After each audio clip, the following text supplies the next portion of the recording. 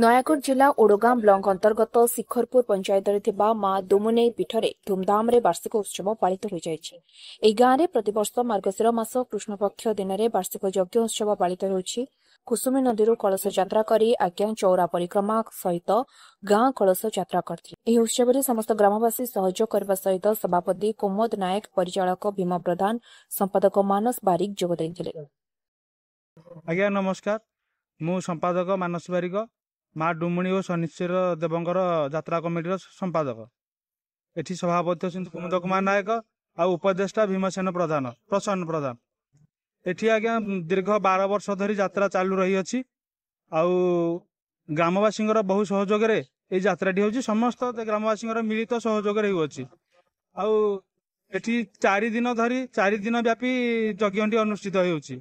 4 दिन आज होछि तृतीय दिन, काली हेबो पूर्णाहुति।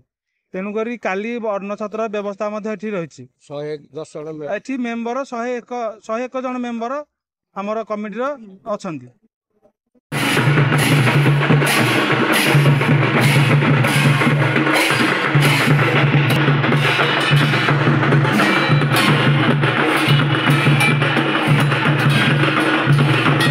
नयागढ़ सुधीर कुमार दास का रिपोर्ट, स्वतंत्र ओडिशा लाइव।